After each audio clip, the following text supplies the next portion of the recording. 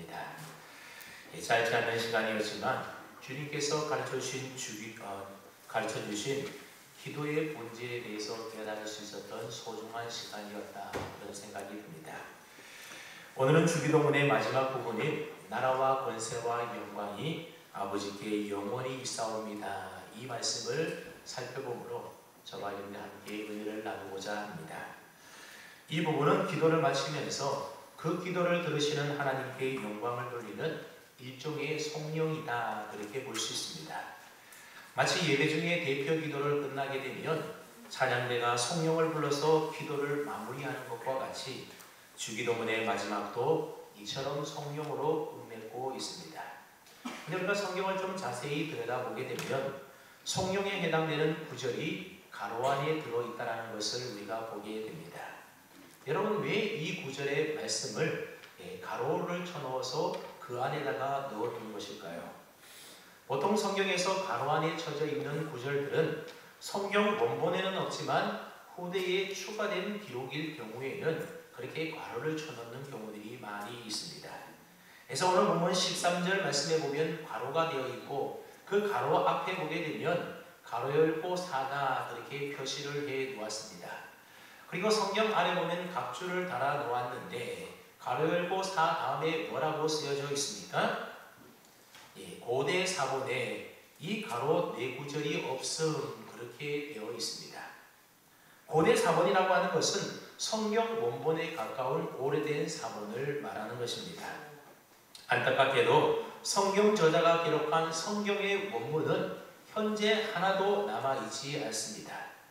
그러니 모든 지금 우리가 가지고 있는 성경의 사본들이라고 하는 것은 다 이 원문을 따라서 필사해 놓은 사본들이다, 그렇게 볼 수가 있는 겁니다.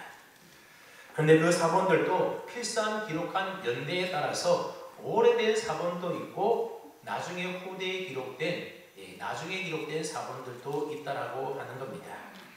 여러분, 오래된 고대 사본과 후대에 기록된 사본 가운데에 어느 것이 성경 원문에 더 가깝겠습니까? 당연히 오래된 고대 사본일수록 성경 원본에 가깝다라는 겁니다. 그런데 오늘날까지 남아있는 마태복음 필사본 가운데는 초대교회 때 읽어진 것으로 인정받는 매우 중요한 사본들이 몇이 있는데 이 중요한 사본들에 보게 되면 괄호 안에 있는 이 성경 부분이 빠져 있더라는 것입니다. 그리고 시대적으로 볼 때 좀 후대에 필사한 사본들에 보니 이 성경 부분이 또 기록되어 있는 겁니다. 여러분, 이러한 사실이 무엇을 말하는 것이겠습니까?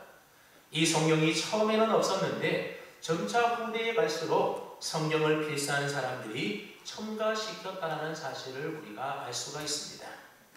따라서 이 성경 부분은 예수님께서 가르쳐주신 기도의 내용이라기보다는 후대 초대 교회 때에 첨가된 내용이다, 그렇게 우리가 볼 수가 있는 겁니다. 그래서 역사적 자료에 의하면 초대 교회에서는 이 주기도문을 예배 때에 사용했는데 예배 때에 사용할 때에 이 주기도문에 대한 화답으로 이 성령을 사용했다라고 하는 겁니다. 그러니까 초대교회 성도들은 주님께서 가르쳐주신 주기도문을 하고 그냥 딱 끝맺을 수가 없어서 그 기도를 들으시는 하나님께 합당한 찬양과 경배를 뒤에 붙여서 예배 때에 사용을 했다라는 겁니다. 그러다 보니 자연스럽게 성경을 필사하는 사람들도 이 성경에 대해서 너무나 잘 알고 있었고, 그리고 주기도문에 덧붙이는 것이 성도들에게 도움이 되겠다, 그렇게 생각해서 계속해서 필사할 때마다 이 주기도문 끝에 덧붙여서 필사를 해왔다는 것입니다. 사실 기도에 성령을 붙이는 것은 초대교회 때의 전통이라기보다는 구약시대 때부터 내려왔던 오래된 전통입니다. 그래서 유대인들은 기도를 드리고 난 후에 반드시 하나님께 찬양과 영광을 올려드리는 성령으로 기도를 마쳤다라고 하는 겁니다. 그래서 이 아름다운 관습이 초대교회 때도 그대로 주기도문에도 지켜져 왔었다는 겁니다. 역대상 29장 11절 말씀해 보게 되면 다윗이 성전 건축을 위한 모든 준비를 다 마친 후에 하는 하나님께 드리는 기도의 내용이 나오게 됩니다. 근데 그 기도 내용 가운데 보면 이런 내용의 성경이 기록되어 있습니다. 여호와여 위대하심과 권능과 영광과 승리와 위엄이 다 주께 속하여 싸우니 천지에 있는 것이 다 주의 것이로소이다. 여호와여 주권도 주께 속하여 싸우니 주는 높으사 만물의 머리이심이니이다. 다윗도 하나님 앞에 기도할 때에 금의 짐을 이와 같은 하나님의 이름을 높여드리고 하나님께 영광 돌리는 찬송, 즉 성령으로 기도를 마치고 있다는 겁니다. 또 이와 비슷한 표현을 우리는 사도 바울의 서신에서도 쉽게 발견할 수가 있습니다. 그래서 사도 바울은 귀에 있을 때마다 편지를 쓰면서 꼭 이런 성령을 기록하고 있습니다. 그에게 영광이 세세 무궁토록 있을지어다. 그런 영광의 찬송도 성령으로 기도하고 있다는 겁니다. 그래서 초대교회 성도들은 이 괄호 안에 이 성령 부분이 예수님께서 가르치신 기도의 내용은 아니지만 이 성령이 그래도 꼭 필요하다 생각을 해서 주기도문 끝에 붙여서 계속해서 예배 중에 사용해 왔었다는 겁니다. 그러므로 비록 이 성령이 주님께서 가르치신 주기도문에는 없었다 할지라도 이 성령이 주기도문에 포함되어 있다라고 하는 것은 참으로 적절하고 또 합당해 보이는 것입니다. 여러분 사실 그렇지 않습니까? 우리가 기도할 때에 하나님께 나의 필요한 것만 다 구하고 기도의 자리에서 곧바로 일어서는 것보다는 그 기도를 들으시는 하나님의 이름을 찬양하고 하나님께 영광과 찬송을 올려드린 다음에 기도로 마무리하는 것이 훨씬 더 합당한 기도이고 더 아름다운 하나님이 받으실 만한 기도가 되지 않겠습니까? 그러므로 이 성령 부분은 우리의 기도를 들으시는 하늘에 계신 하나님은 우리 인생의 필요를 다 공급해 주시고 채워주시는 문제 해결자이시며 동시에 우리의 감사와 찬송의 대상이라고 하는 사실을 우리에게 일깨워주고 있다는 것입니다. 그 다음에 여러분, 오늘 저와 여러분들의 기도는 어떠한 기도입니까? 그저 하나님께 무엇인가를 달라고만 요구하는 마치 어린아이와 같은 기도는 혹 아닙니까? 이제 저와 여러분들의 기도가 좀 더 성숙할 필요가 있습니다. 나를 위한 기도의 차원을 넘어서 이제는 하나님의 이름과 하나님의 나라와 하나님의 뜻을 구하는 기도를 우리 모두가 해야 됩니다. 그리고 더 나아가서 나를 사랑해 주시고 나에게 날마다 은혜를 베풀어 주시고 내 삶의 주인이 되어 주셔서 나와 늘 임마누엘로 함께해 주시는 그 하나님께 감사와 찬송과 영광을 올려드리는 성숙한 기도를 할 수 있는 저와 여러분 다 될 수 있기를 바랍니다. 자, 그렇다면 주기도문의 마지막 성령은 어떤 내용으로 되어 있습니까? 첫 번째 성령은 하나님의 나라가 영원히 아버지의 것이라고 하는 찬송입니다. 여러분의 인류 역사 이래로 이 세상에 수많은 나라들이 있어 왔지 않습니까? 그리고 저 역사상 지금까지 수많은 나라들이 생겼다 사라졌다를 계속해서 반복하고 있습니다. 하지만 이 세상 나라는 아무리 그 나라가 강대국이라 하더라도 결국 흥망성쇠를 하여 나가면서 역사 속에 사라져버리고 말더라는 겁니다. 여러분, 지금까지 역사상 가장 오래간 나라가 어느 나라인가 하면 로마 제국인데 자그마치 2100년 동안 나라가 존속되었다고 합니다. 하지만 1000년이든 2000년이든 세상 나라는 언젠가는 반드시 멸망하고 사라지기 마련인 것입니다. 여러분, 오늘 우리 시대에 있는 초강대국인 미국도 우리가 생각할 때는 나라가 참 저렇게 강력하니 영원할 것 같이 생각되지만 그러나 언젠간 반드시 역사 속에 사라질 날이 있을 거라는 겁니다. 오직 영원한 나라는 하나님의 나라 천국뿐이라고 하는 것입니다. 여러분, 놀라운 것은 바로 저와 여러분들이 그 영원한 하나님의 나라 백성 되었고 하나님 나라 천국 시민이 되었다라고 하는 사실입니다. 사도행전 22장 28절 말씀해 보게 되면 사도 바울이 예루살렘의 유대인들에게 붙잡혀서 로마 천부장에게 넘겨져서 끌려가 크게 채찍질을 당하게 됩니다. 그때 바울은 자신은 로마 시민인데 어떻게 재판도 하지 않고 채찍질을 하느냐면서 천부장에게 따지게 됩니다.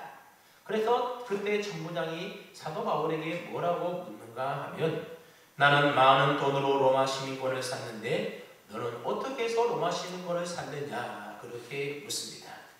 그때 사도 바울이 대답하기를 나는 나면서 로마 시민이었다 그렇게 밝힙니다. 여러분 당시 로마 시민이라고 한다면 굉장한 특권을 가지고 있었던 사람들입니다. 그래서 출세하려면 로마 시민권을 가지고 있어야 했기 때문에 많은 사람이 돈을 주고서라도 이 로마 시민권을 사려고 했다는 겁니다. 이처럼 당시에 로마 시민이라고 하는 것은 대단히 자랑스럽고 상당한 권세를 가지는 일이었습니다. 그런데 사도 바울은 빌립보 3장에서 무엇이라고 고백을 하고 있는가 하면 이 모든 것들을 다 배설물처럼 여겼다. 그리고 오직 우리의 시민권은 이 땅에 있는 로마 시민권 이런 것이 아니라 우리 시민권은 저 하늘에 있다. 그렇게 고백하고 있습니다. 여러분 이 세상 나라의 시민 공간은 비교가 되지 않는 것이 바로 하나님 나라 백성, 천국 시민이 되는 것입니다. 이 나라는 영원한 나라이고 절대로 망하지 않는 나라이고 천지의 창조주 하나님께서 직접 다스리는 나라가 바로 하나님의 나라 천국입니다. 예수 믿는 저와 여러분들이 바로 그런 위대한 나라의 시민 백성이 되었다는 것입니다. 그러므로 우리는 이 사실에 대하여 늘 감사해야 되고 또 이 일로 인하여 우리는 자랑스럽게 여겨야 하는 것입니다. 예전에 한동안 우리나라 임산부들이 미국에 원정 출산을 가서 문제가 된 적이 있었습니다. 여러분 미국에서 출산을 하게 되면 의료보험이 적용되지 않기 때문에 출산 비용이 상상할 수 없을 만큼 많은 비용이 들게 됩니다. 여러분 임산부가 비행기 타고 한두 시간도 아니고 미국까지 비행기 타고 가려면 얼마나 불편하고 어렵고 힘듭니까? 그래도 미국에 가서 많은 돈을 들이고 힘들게 미국 가서 출산하려고 하는 이유가 무엇이겠습니까? 태어날 내 아이에게 미국 시민권 주기 위해서 그런 수고를 마다하지 않는다는 겁니다. 여러분 미국이라고 하는 이 세상 나라의 시민권을 얻기 위해서도 이처럼 수고하고 애쓰고 많은 비용을 드는데 하늘나라 천국 시민권을 값없이 얻게 된 저와 여러분들에게 이러한 아무런 자부심이나 기쁨이 없다라고 한다면 여러분 말이 되겠습니까? 그러면 여러분 저와 여러분들이 영원한 하나님 나라 천국 백성이 된 것을 기쁘게 여기시고 감사하는 마음으로 하나님의 나라가 영원히 아버지의 것입니다. 그렇게 고백하며 찬송하는 저와 여러분 다 될 수 있기를 바랍니다. 두 번째 성령은 하나님의 권세가 영원하다라고 하는 찬송입니다. 그런데 오늘 본문에는 권세라고 그렇게 나와 있지만 근데 새롭게 개정된 주기도문을 우리가 보게 되면 이 권세라는 말 대신에 권능이다 그렇게 번역해서 우리가 말하고 있습니다. 이렇게 번역한 이유는 이 권세라는 단어가 헬라어로는 디나미스라는 단어를 사용하게 되는데 이 디나미스라는 단어는 능력이나 힘을 뜻하는 단어이기 때문에 그렇습니다. 무엇인가를 해낼 수 있는 강력한 힘, 엄청난 능력이 바로 디나미스라고 하는 단어의 뜻입니다. 여러분 다이나마이트 알지 않습니까? 이 다이나마이트라는 말의 어원이 바로 이 헬라어 디나미스에서 나오는 것입니다. 예수 믿는 저와 여러분들은 하나님의 권세와 능력을 믿는 사람들입니다. 하나님의 권세와 능력은 사람의 그것과는 아예 비교조차 되지 않는 것입니다. 그렇기 때문에 하나님에게는 능치 못함이 없고 하나님은 모든 일들을 다 하실 수 있는 전지전능하신 하나님이신 것입니다. 그런데 여러분 이 세상의 권세와 능력과 힘이라고 하는 것은 어떻습니까? 그저 다 잠시 잠깐뿐이지 영원하지가 않다라고 하는 겁니다. 여러분 솔로몬의 고백을 한번 가만히 들어보십시오. 솔로몬은 해 아래서 모든 권세와 영광을 다 누려보았는데 세월 앞에 죽음 앞에서는 그 모든 것들도 다 헛되고 헛되며 헛된 것에 불과하더라는 겁니다. 그렇습니다 여러분. 세상의 권세라고 하는 것은 죽고 나면 다 끝나버리고 말지 영원한 권세는 결코 이 세상에 없습니다. 하지만 하나님의 권세는 영원 무궁하다라고 하는 것입니다. 왜냐하면 하나님은 영원하신 분이기 때문에 그렇습니다. 그럼 우리는 세상에서 그 어떤 권력과 권세도 의지해서는 안 되는 겁니다. 누구를 의지해야 됩니까? 오직 하나님의 권세와 능력과 힘을 우리는 의지하며 살아가야 하는 겁니다. 여러분 세상의 권세라고 하는 것은 아침 이슬 사라지는 것처럼 금방 사라지는 것이 바로 세상의 권세고 세상의 능력이라고 하는 겁니다. 여러분, 얼마 전까지만 하더라도 세상의 온갖 권세를 누리던 유명 정치인들이 하루아침에 몰락되는 것 우리가 다 보지 않았습니까? 세상의 권세는 이와 같다라는 겁니다. 아무리 하늘을 찌르고 날아가는 새도 떨어뜨릴 만한 권세와 능력이 있다 하더라도 다 일시적이고 한시적인 것뿐이라고 하는 겁니다. 오직 영원한 권세는 오직 창조주 하나님, 영원하신 우리 하나님에게만 있다라고 하는 사실입니다. 그럼 우리는 영원한 권세가 있으신 하나님만 믿고 하나님만 의지하며 그분께 영광을 드리는 삶을 살아가야 하는 것입니다. 그럴 때 비로소 하나님 아버지의 무한한 권세와 능력이 하나님의 자녀된 우리의 권세와 능력이 된다라고 하는 것입니다. 그래서 내 힘으로는 안 되지만 하나님의 자녀가 된 권세와 능력으로 하나님이 우리에게 은혜 주시고 우리와 함께 하실 때에 우리가 할 수 없는 그 일들을 우리가 해 나갈 수 있게 되는 것입니다. 한번 저를 따라볼까요? 나는 하나님의 자녀이다. 아버지의 권세가 곧 내 권세이다. 그러므로 나는 주 안에서 무엇이든지 할 수 있다. 아멘. 마지막 세 번째 성령은 하나님의 영광이 영원하리라고 하는 찬송입니다. 여러분, 우리 교단 총회 헌법책에 보게 되면 웨스터민스터 소요리 문답이 그 속에 기록되어 있습니다. 아마 웨스터민스터 소요리 문답에 대해서 처음 들어보신 분도 계실 텐데, 소요리 문답 그러니까 무슨 요리책인 줄로 생각하는데 그게 아니라 기독교 교리에 대해서 질문하고 그 질문에 대한 답을 기록해 놓은 교리 문답집이 바로 소요리 문답책입니다. 1643년부터 1647년까지 영국 런던 웨스터민스터 예배당에서 개혁교회 회의가 있게 됩니다.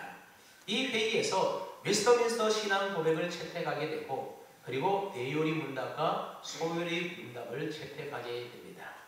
이 대요리 문답이라고 하는 것은 목회자를 위한 문답서가 대요리 문답이고 그리고 일반 성도들을 위한 문답서가 바로 소요리 문답서입니다. 특별히 웨스터민스터 소요리 문답은 칼빈주의의 전통을 따라서 107개의 문답의 내용이 기록되어 있는데 거기에 대한 자세한 해설이 기록되어 있습니다.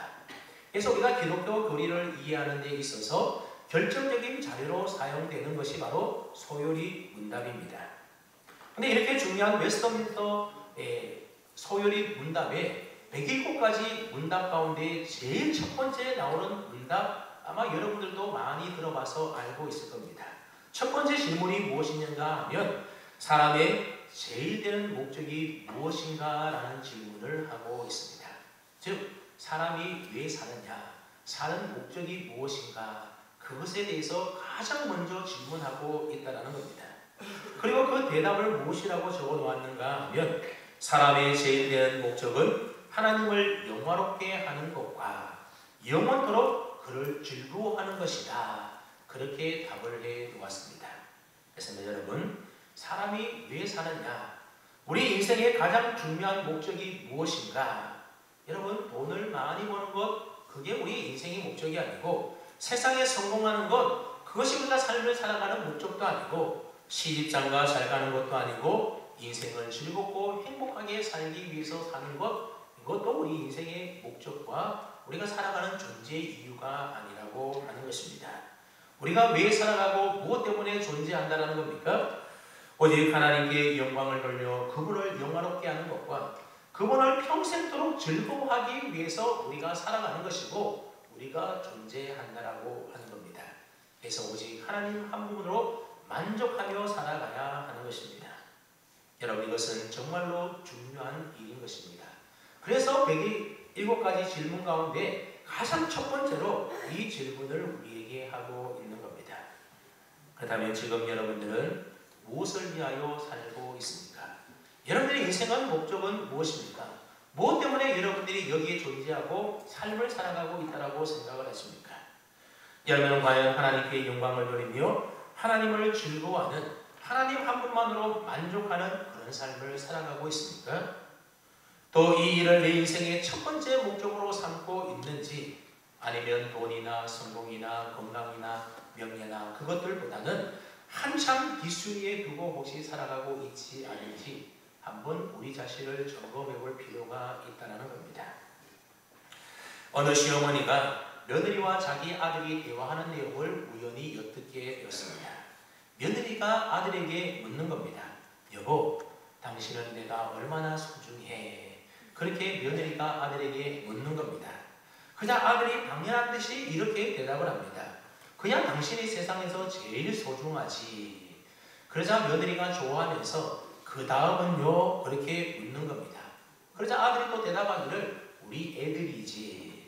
그러자 며느리가 또 말하기를 그 다음은요? 또 하고 묻는 겁니다.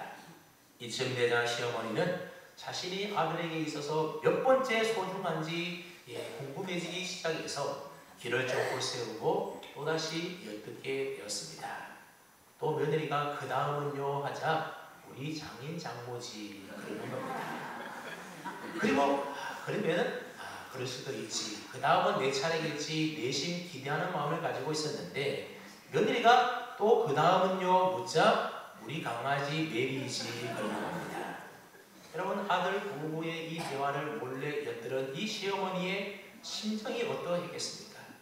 아들 자식 다 뼈 빠지게 키워놔도 아무 소용없다면서 여러분 서운한 생각 들지 않았겠습니까? 물론 과장에서 꾸며낸 이야기지만 이 이야기를 이렇게도 바꾸어 볼 수가 있을 겁니다. 당신에게 제일 소중한 것이 무엇입니까? 그야 내 가족이죠. 그 다음은요 돈이지요. 돈이 있어야 우리가 살 수 있지 않겠습니까? 그럼 그 다음은요 건강이지요. 건강해야 건강 잃어버리면 다 아무 소용 없잖아요.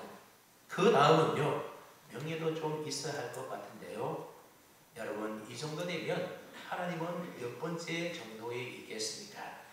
혹시 저리편 어디인가 꼭꼭 숨어 있는 것은 아니겠습니까? 만약 그렇다고 한다면 조금 전에 이야기에 이 시어머니의 심정처럼 하나님께서도 우리를 보고 아마 매우 서운해하지 않을까 그런 생각을 해봅니다. 여러분 저와 여러분들이 예수님을 믿는다라고 하는 것은 나 자신을 위하여 사는 존재가 아니라 이제는 하나님의 영광을 위하여 사는 새로운 존재가 되었다는 것을 의미하는 겁니다. 우리가 예수 믿기 전에는 다 내가 주인 되어서 내 마음대로 내가 하고 싶은 대로 내 성공을 위하여 내 행복을 위하여 내 가족을 위하여 살아가는 존재였다고 한다면 이제부터 예수님을 믿고 난 다음에 예수님을 나의 주님이라고 믿고 우리가 살아간다고 한다면 그렇게 살면 안 되고 예수님이 내 인생의 제일 되는 목적이고 하나님을 영화롭게 하고 주님의 뜻대로 살아가는 것이 우리 인생의 제일 첫 번째 목적과 이유가 되어야 하는 것입니다. 그것이 바로 예수님을 제대로 믿고 살아가는 겁니다. 그래서 성경은 우리에게 말하기를 너희는 먹든지 마시든지 무엇을 하든지 다 하나님의 영광을 위하여 하라 그렇게 말씀하고 있는 겁니다. 우리가 기도를 하더라도 나의 구할 것만 하나님 앞에 구하는 것이 아니라 하나님의 영광을 구하는 기도를 해야 되고 말씀을 구하도 그렇고 찬송을 해도 다 하나님의 영광이 드러나야 하는 것입니다. 하다못해 사업을 하고 직장을 다녀도 밥을 먹고 길을 걸어가도 심지어 죽어도 살아도 우리는 하나님의 영광을 드러내는 그 이유와 목적을 위해서 우리가 살아가야 함을 잊지 말고 늘 마음속에 새기며 살아가야 됩니다. 그러므로 저와 여러분 모두가 하나님의 나라와 권세와 영광이 영원히 하나님의 것임을 우리가 찾아가며 저와 여러분의 삶 속에 하나님의 나라와 권세와 영광이 이루어지는 축복된 삶을 살아갈 수 있기를 주님의 이름으로 축원합니다. 아멘. 사랑하는 성도 여러분, 오늘의 교회가 주기도문을 마치면서 주기도문을 통하여 얻는 교훈을 마지막으로 다시 한번 정리해 보려고 합니다.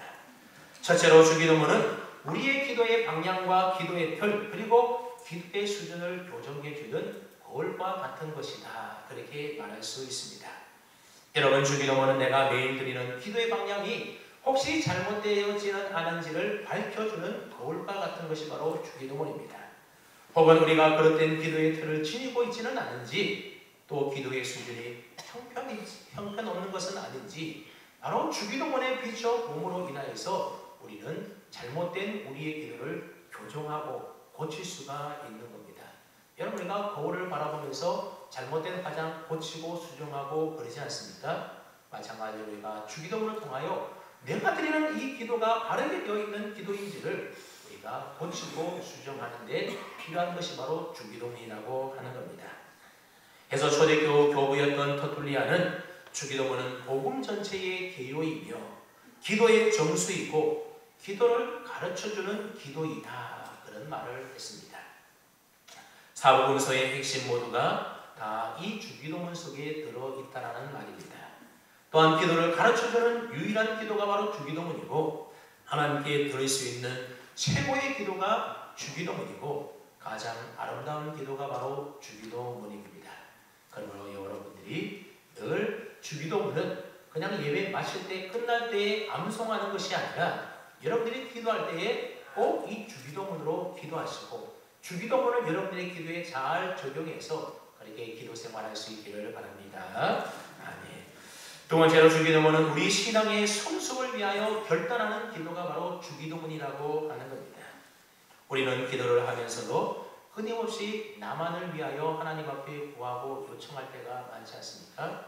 그래서 내 나라와 내 권세와 내 영광만을 우리가 구한다라고 한다면 여러분, 그 기도를 어떻게 성숙한 기도다 그렇게 말할 수가 있겠습니까? 자신만을 위하여 기도하는 사람이 어떻게 자신의 삶을 내어놓고 자신의 삶을 하나님 앞에 드리는 헌신을 하며 주님의 뜻을 이루며 살아갈 수가 있겠습니까? 내 것을 내려놓고 주님의 것을 구할 때에 비로소 우리는 주님의 뜻을 알고 주님의 뜻을 이루며 살아갈 수 있게 되는 겁니다. 우리가 먼저 하나님의 영광을 위하여 구할 때에 하나님은 우리의 모든 것들을 다 책임져 주신다는 그 사실을 기억하시고 여러분들의 기도 제목들, 여러분들이 구할 것을 먼저 구하지 마시고 하나님의 나라와 의를 먼저 구하십시오. 그래서 주님은 마태복음 6장 9절 이하에서 주기도문을 가르쳐 주셨는데 이 마태복음 6장의 결론의 말씀이 무엇인가 하면 바로 마태복음 6장 33절 말씀입니다.